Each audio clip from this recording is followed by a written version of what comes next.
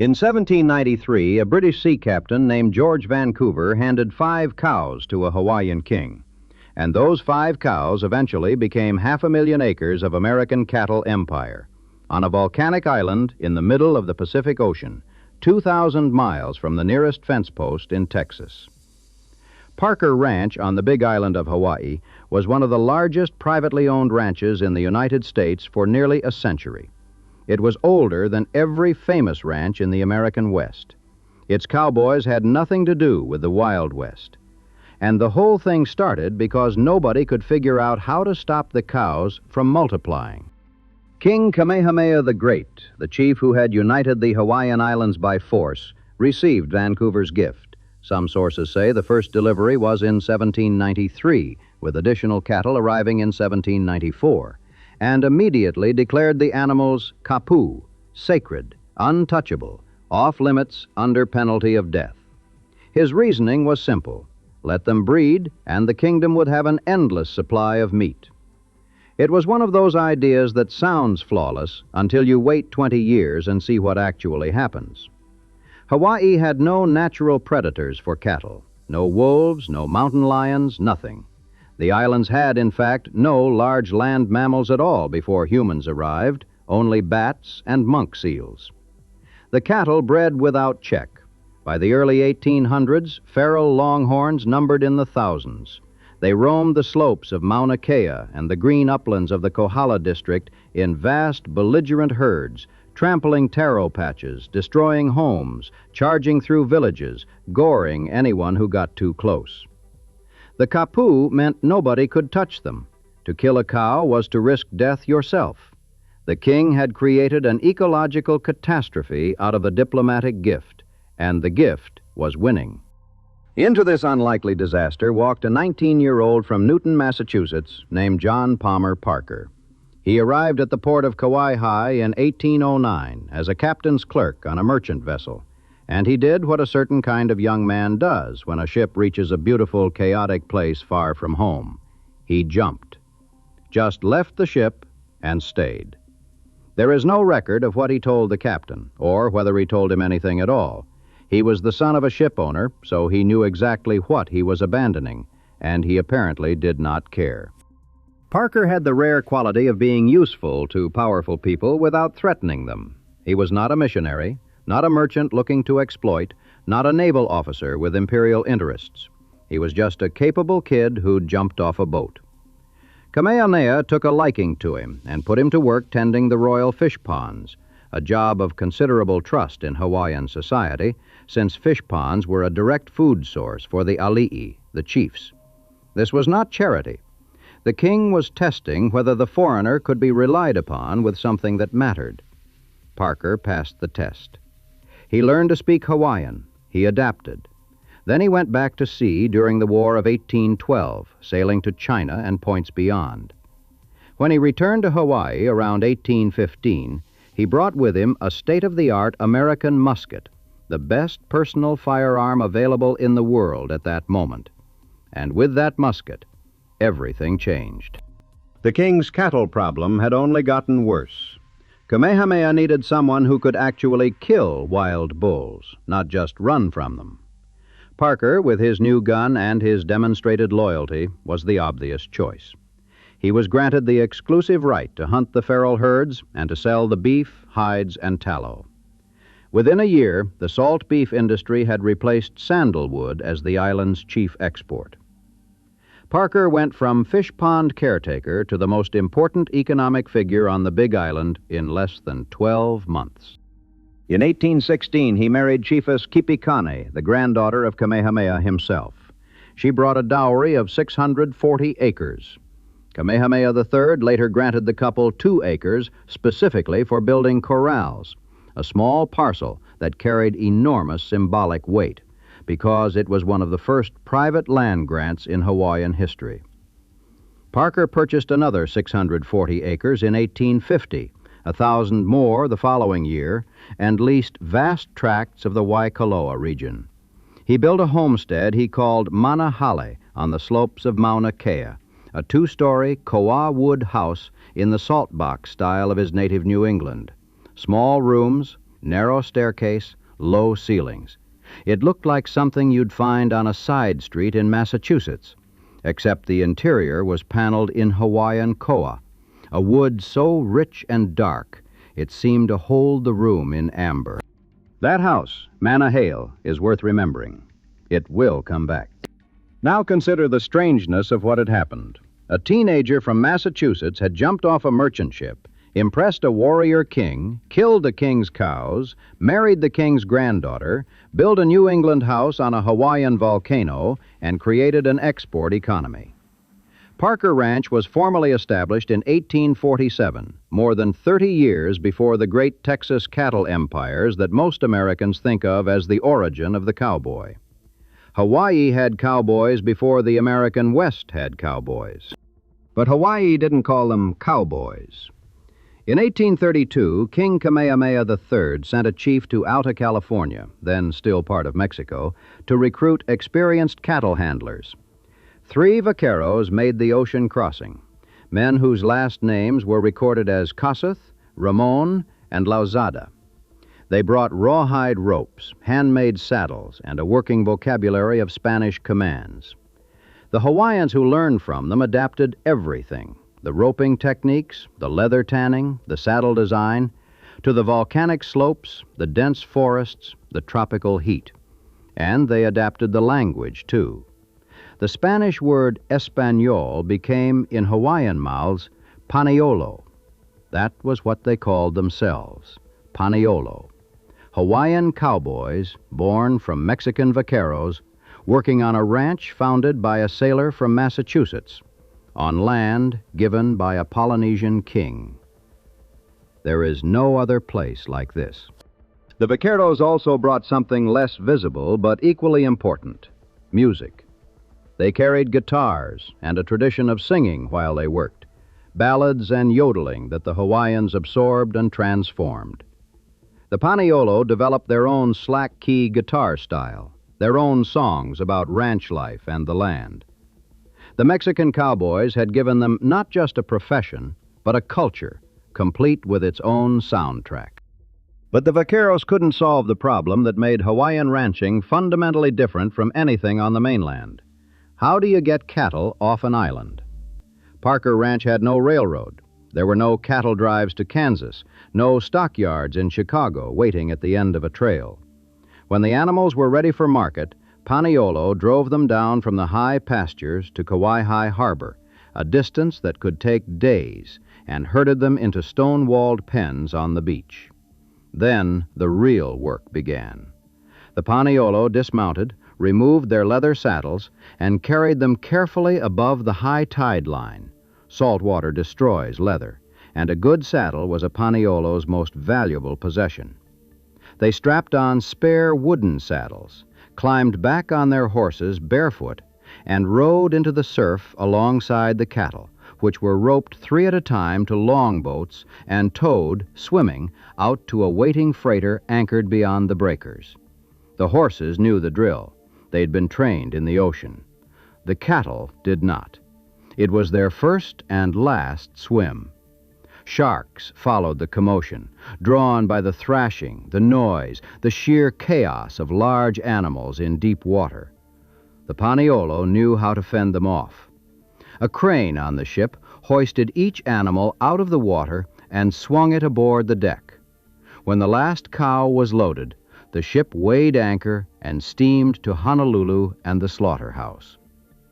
On the beach, the Paniolo swapped their wet wooden saddles for their dry leather ones and rode slowly back to the ranch, together, like cowboys have always ridden home. Except these cowboys had just done something no cowboy on the mainland would ever be asked to do. John Palmer Parker died on August 20th, 1868, at the age of 78 on the island of Oahu. His ranch was already enormous, but what followed over the next 2 generations was the classic pattern of a fortune tested by the people who inherit it. His son, John Parker II, and wife Hanai, had purchased Pu'uopelu in 1879, an elaborate Victorian mansion originally built in 1862 by an Englishman named Charles Notley. It became the family seat, the heart of the operation. But it was the third generation that put the ranch's future at risk. John Palmer Parker's grandson Samuel, known as Kamehameha, the Hawaiian form of Samuel, which is also why the post office eventually gave the town of Waimea the alternate name Kamehameha, was born into the ranch's wealth and grew up in the orbit of Hawaiian royalty. He was a classmate of David Kalakaua, who would become Hawaii's first elected king in 1874, the merry monarch, famous for reviving Hawaiian arts and for throwing parties that rivaled anything in Washington or London. Samuel Parker absorbed the same appetite for grandeur. He invested in the Pacific Sugar Mill near Waipio Valley, a venture that had abundant water but was plagued by mismanagement and eventually failed, though not before its manager managed to introduce the mongoose to Hawaii, creating a new invasive species problem on top of the old one. Samuel enjoyed the Hawaiian tradition of lavish entertaining at his multiple estates.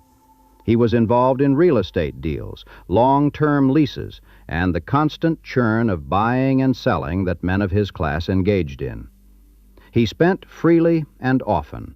He also rose to genuine political power. Under Queen Liliuokalani, Samuel Parker served as Minister of Foreign Affairs. On January 17, 1893, the day the Hawaiian monarchy was overthrown by a group of American sugar planters backed by U.S. Marines, it was Samuel Parker who signed the Queen's formal protest. His name appears on the document alongside Liliuokalani's own. He helped negotiate a surrender that prevented bloodshed. Samuel Parker was, at one of the most consequential moments in Hawaiian history, standing at the center of it, trying to save a kingdom that his own grandfather's enterprise had been intertwined with from the beginning. He failed, because there was no version of that day in which he could have succeeded. The monarchy ended, and the Parker family, part Haole, part Hawaiian Ali'i, landowners on a scale that made them impossible to ignore, had to find their footing in a Hawaii that was no longer a kingdom. By the turn of the century, the ranch was in trouble. Samuel Parker's spending habits and the general chaos of the family's finances attracted a figure who would reshape the whole operation, Alfred Wellington Carter. Born in Honolulu, the son of a whaler, Carter had graduated summa cum laude from Yale Law School and become a judge. In 1899, at the age of 32, he was appointed guardian of young Thelma Parker, Samuel's granddaughter and the heir to half the ranch. Samuel, who owned the other half, immediately contested the arrangement. He wanted Carter gone. He wanted the income. He sued, claiming he owned the entire ranch. The court case dragged on for years, and Carter, in an audacious move, mortgaged the ranch to buy Samuel out entirely. By 1906, the ranch was unified again, under Carter's management. Carter was a formidable operator, shrewd, innovative, community-minded, and relentless. What he did over the next 3 decades was nothing less than a corporate transformation, except the corporation was a cattle ranch on a volcanic island. He moved to the Big Island himself, though his wife and children stayed in Honolulu for the schools. He acquired the 95,000-acre Waikoloa Ahupua in 1903, the 4,000-acre Pu'uloa Sheep Ranch in 1904, the Kahuku Ranch in 1912.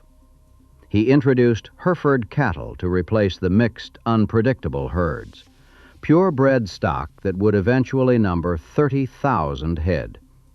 He built fences, developed water systems, planted improved grasses. In 1909, he formed the Hawaii Meat Company as a cooperative with other ranchers, with Parker Ranch as the majority owner. He even bought a steamship, the Bee, to carry beef to Oahu markets. By the 1910s, Carter had Parker Ranch running like a precision instrument on more than 140,000 acres, and it was still growing. His obituary would call him the creator of wealth beneficial alike to the heirs and the state. People nicknamed him Hawaii's Dean of Cattlemen. And then in 1908, while Carter was still in the middle of all this empire building, something happened in Cheyenne, Wyoming that announced to the entire American West that the Parker Ranch Paniolo were not a curiosity. They were the best.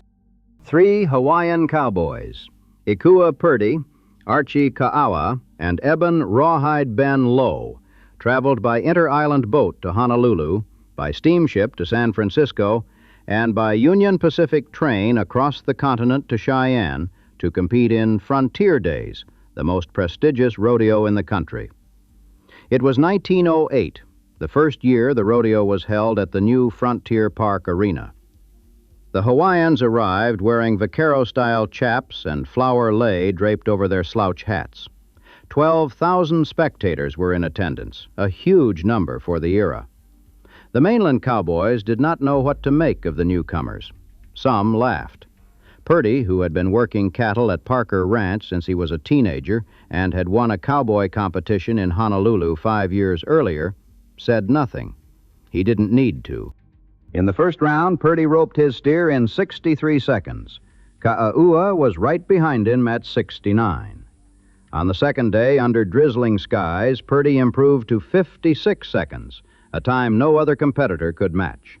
Ka'aua could have beaten him, but his steer struggled free, disqualifying the run. They had done all of this on borrowed horses, animals they'd never ridden before, in terrain they'd never seen. Purdy won the World Steer Roping Championship and $240 in prize money. Ka'aua placed third. Nobody laughed at the Paniolo after that.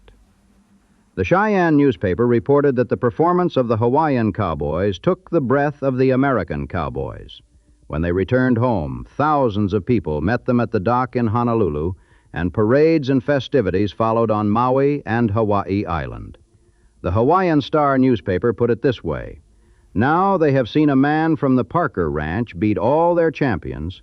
They will realize that the Hawaiian Islands are something more than a hula platform in the middle of the Pacific."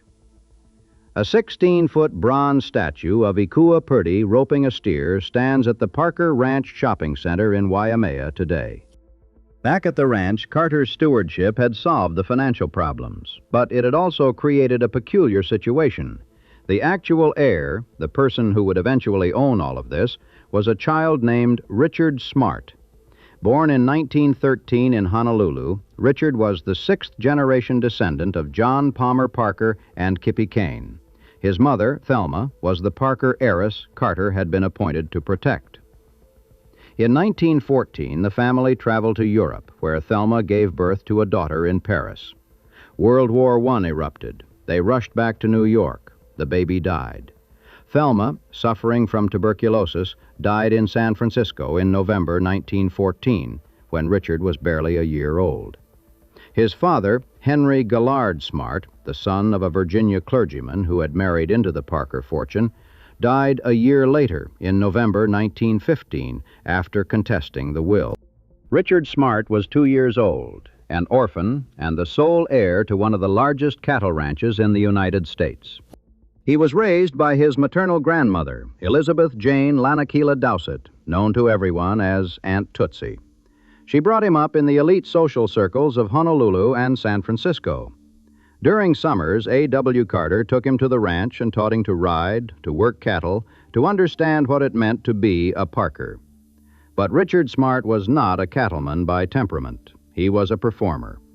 He attended Los Gatos High School in California, discovered theater, and by the time he turned 20 in 1933, the year he became the sole legal owner of Parker Ranch, he made a decision that would define the next 3 decades of both his life and the ranch's.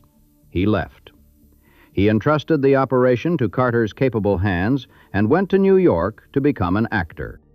Smart became a nightclub singer first, performing in plays and musicals through the 1930s, honing his craft in the way that performers of that era did. Working rooms, building audiences, learning to hold a stage. In 1940, the director Joshua Logan hired him for the Broadway production Two for the Show. He headlined at the Coconut Grove in Los Angeles, the Monte Carlo in New York, the Lido in Paris. He starred opposite Eve Arden, Carol Channing, and other top actresses of the era. He was good, not a vanity project of a rich man playing at theater, but a genuine working performer who earned his bookings and earned them again. He had talent, charisma, and the particular advantage of never needing the money, which allowed him to be selective about his work in ways that most performers cannot afford to be.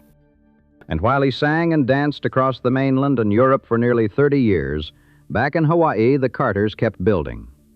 A.W. Carter managed the ranch until 1937, when his son Hartwell took over, though the elder Carter's influence continued to be felt for another decade after that. Hartwell converted the horse program from thoroughbreds to a quarter-horse mix better suited to ranch work. He pushed the herd toward a uniform, purebred Hereford standard, which eliminated the need to wrestle horned cattle through the surf at Kauai. The ranch passed the 500,000-acre mark, roughly half of the entire Big Island. The purebred Hereford herd held steady at 30,000 head. Parker Ranch was, by some measures, the largest ranch in the United States owned by a single individual. The King Ranch in Texas was larger, but it was owned by a corporation. Parker Ranch belonged to one man, and that man was in a cabaret in Paris. Then came the war. In early 1942, just months after the attack on Pearl Harbor, the U.S. Army established a camp for 19,000 men on more than 50,000 acres of Parker Ranch land in the high saddle between Mauna Kea and Mauna Loa. Think about the scale of that for a moment. The town of Waimea, Kamuela, had a population of about 400 people. 400. And the military was about to deposit thousands of servicemen, then tens of thousands, into the middle of their world. Nearly every person in town worked for Parker Ranch in some capacity. The ranch was not just the biggest employer. It was the economy, the identity, the reason the town existed. Richard Smart, still living primarily on the mainland at the time, volunteered his home, Pu'u'opelu, the Victorian mansion his family had lived in since 1879, as divisional headquarters. He leased the land to the U.S. government for $1. The sole condition? Return it to its original condition when you're done. In December 1943, the survivors of the Battle of Tarawa, one of the bloodiest engagements in the Pacific, arrived at the camp. They renamed it Camp Tarawa. Over the next 2 years, more than 50,000 Marines would live and train on Parker Ranch land. The 2nd Marine Division prepared there for the assaults on Saipan and Tinian. Then the 5th Marine Division moved in from Camp Pendleton and used the steep volcanic hills to simulate Mount Suribachi, the most significant geological feature on the island of Iwo Jima. Day after day, Marines scaled the Big Island's cinder cones to build the endurance they would need for what was coming. In late December 1944, they departed for Iwo Jima. On February 23, 1945, men of the 28th Regiment raised the American flag on Mount Suribachi, and Joe Rosenthal's photograph became the most iconic image of the war. Waimea was transformed. The Marines brought an electric generator. For the first time, houses were lit by bulbs instead of kerosene. The elementary school and the old Waimea Hotel became a 400-bed military hospital with modern medical facilities. Engineers dammed the Waikoloa Stream and built reservoirs. The 20th century arrived in Waimea on the backs of Marines training for a battle most of them would not survive. After the war ended, the camp closed in November 1945, and the land was returned to Parker Ranch, cleared of buildings as promised, but littered with unexploded ordnance and shrapnel, some of which remains in the ground to this day. Richard Smart did not come home immediately after the war. He continued performing until 1959, when, at the age of 46, after nearly 30 years on stages across the world, he returned to the Big Island to take direct control of the family ranch. Hartwell Carter retired at the end of that year, and for the first time since 1899, no Carter was managing Parker Ranch. It was just Richard Smart, Broadway actor, 6th-generation heir, owner of 500,000 acres of grassland and lava and sky. What he did next is the part of the story where Parker Ranch stops being just a ranch and becomes something harder to categorize. Smart was an astute businessman, shrewder than people expected from a man who'd spent 3 decades in show business. He'd spent his summers with A.W. Carter as a boy, learning horsemanship and cattle management. He'd watched, even from a distance, as the Carters ran the operation. He knew what he was inheriting, and he knew what it needed. He restructured the breeding program, expanded irrigation facilities, experimented with feed supplements to improve yield. He expanded the Hawaii Meat Company feedlot on Oahu, pushing the ranch's beef marketing away from range-finished cattle toward feedlot-confined, corn-fed carcasses, the kind of product the modern consumer wanted. He brought in Raleigh Greenwell as ranch manager in 1962, a man from generations of Kona ranchers who increased the cow herd by 30% and launched research into a mysterious affliction called yellow calf syndrome that had been killing young stock. Under Smart's ownership, Parker Ranch was not coasting. It was adapting. But Smart also understood something that most ranchers of his era did not. The land itself might be worth more than the cattle on it. In 1960, Laurance S. Rockefeller, the fourth son of John D. Rockefeller, Jr., a venture capitalist and conservation-minded resort developer who had already built luxury retreats at the Grand Tetons, Conneaul Bay in the Virgin Islands, and Little Dix Bay, visited the Big Island at the invitation of Hawaii's governor, William Quinn, who was looking for ways to develop the outer islands beyond Oahu for tourism. Rockefeller flew over the Kohala coast and spotted a crescent of white sand at Kaunaoa Bay. He asked to stop for a swim. From the water, looking up at the towering summit of Mauna Kea, he decided he would build a hotel there. The bay was inaccessible by road. There was no running water, no electricity. The land belonged to Parker Ranch. Smart, who had returned to manage the ranch only a year earlier, negotiated a 99-year lease on approximately 500 acres. Eventually, exclusive development rights and fee-simple acquisition of about 1,800 acres followed. Smart's assessment of the transaction was characteristically dry. It's on land the cows don't like, but the tourists love. Hot and barren. The Mauna Kea Beach Hotel opened on July 2nd, 1965. It cost $15 million, at the time the most expensive hotel ever built anywhere in the world. Rockefeller hired a meteorologist to test the area's weather patterns before construction even began, because he was a committed naturalist who wanted to know whether the resort could function without air conditioning. It could not. The South Kohala coast is dry and warm year-round, but Rockefeller disdained televisions as distractions from the natural environment, and the hotel operated without guest room televisions until 1995. The lead architect was Charles Bassett of Skidmore, Owings and Merrill. The hotel initially had 154 rooms. A 102-room beachfront wing was added in 1968. It assembled one of the first curated art collections ever placed in a hotel, a stunning assemblage of Asian and Pacific works that guests were invited to discover on their own. The golf course, designed by Robert Trent Jones, Sr., had opened the previous year, the first course on the Big Island. In 1978, Rockefeller sold the hotel to United Airlines for an undisclosed price. Richard Smart, the man who'd leased those barren acres for a long-term royalty, had made perhaps the single best real estate decision in the history of Hawaiian ranching. He'd turned 500 acres that couldn't feed a cow into the anchor of a luxury tourism industry that would eventually transform the entire Kohala coast and generate billions of dollars.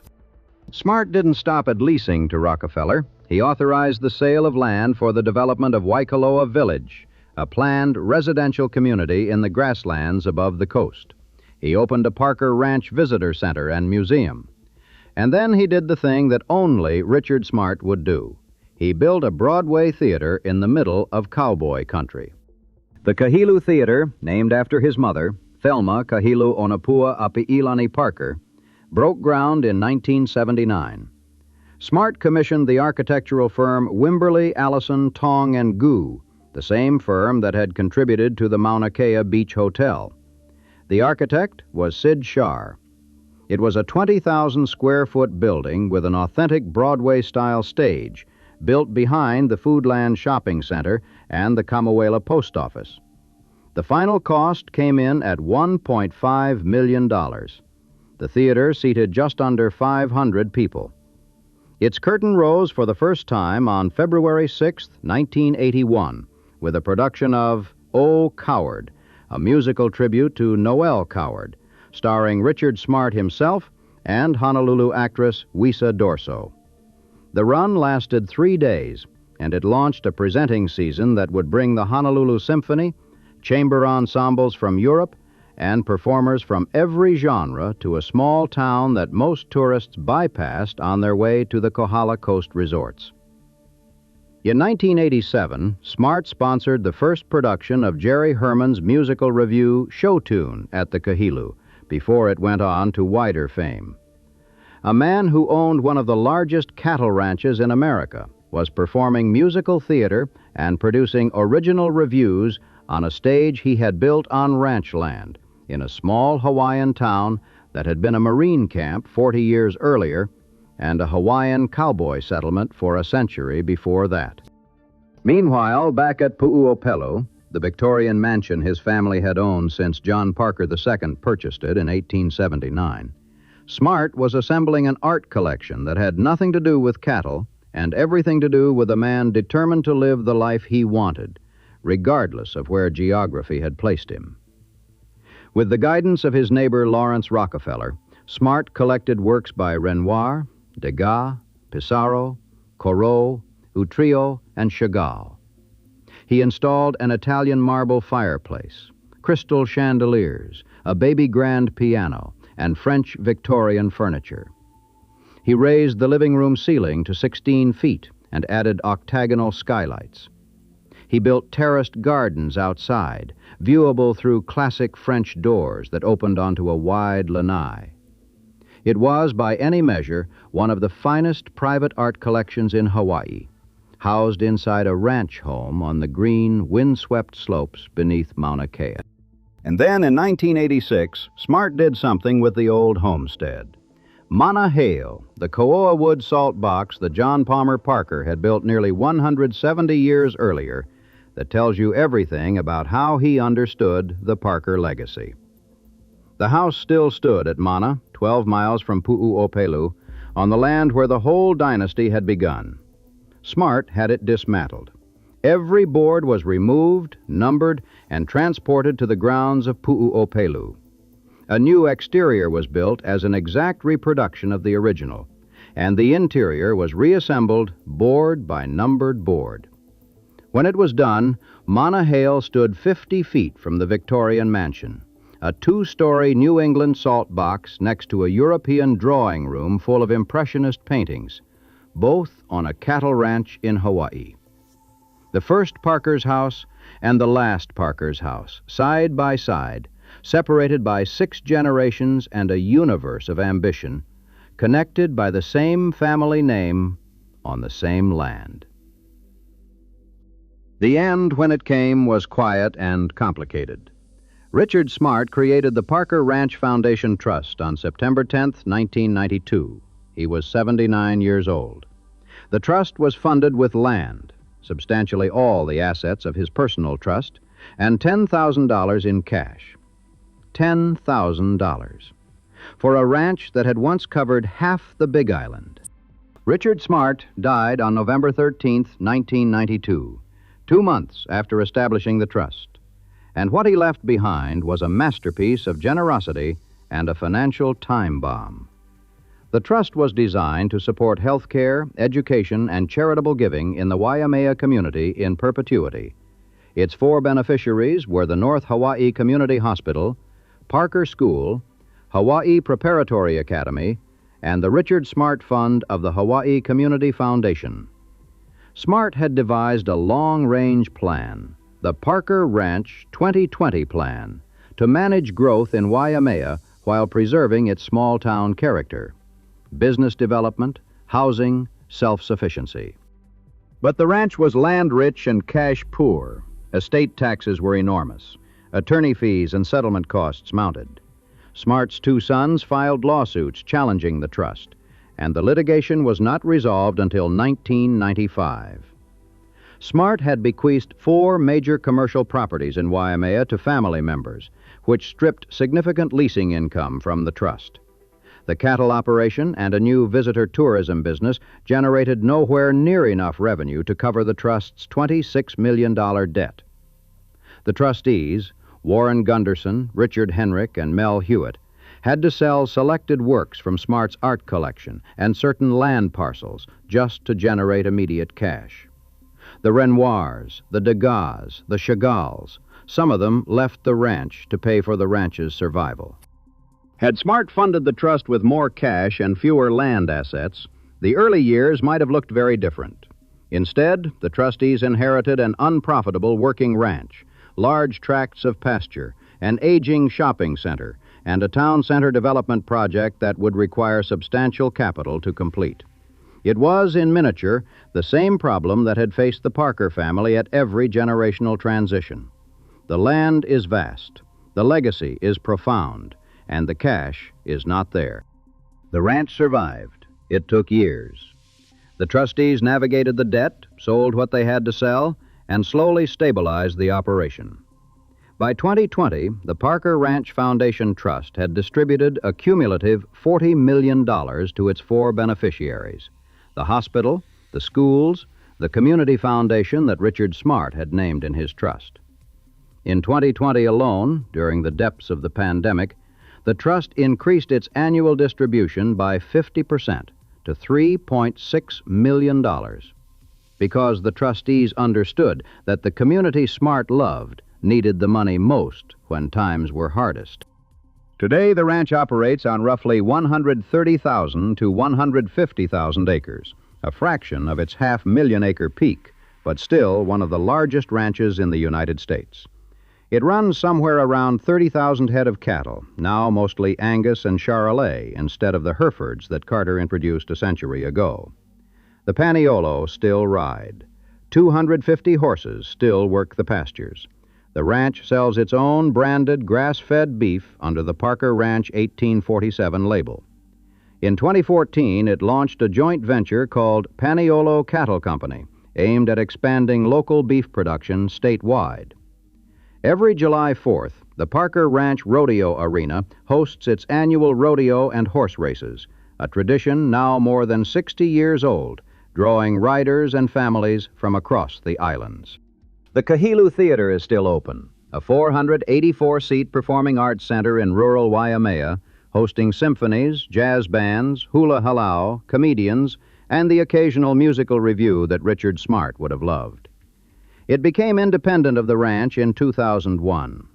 On summer nights, when the trade winds come over Kohala and the lights come up on that Broadway-style stage in the middle of Paniolo country, the whole impossible story of Parker Ranch collapses into a single image, a theater that a cowboy actor built because he refused to choose between the life he was born into and the life he wanted. Down the road, you can still tour the 2 houses. Pu'uopelu, the Victorian manor, with its tall ceilings and whatever remains of the art collection. And beside it, Manahale, that Koa wood salk box, modest and sturdy, the house a 19-year-old sailor built for a chiefess on a volcanic slope, back when the whole thing was just 5 cows, a musket, and an extraordinary willingness to stay.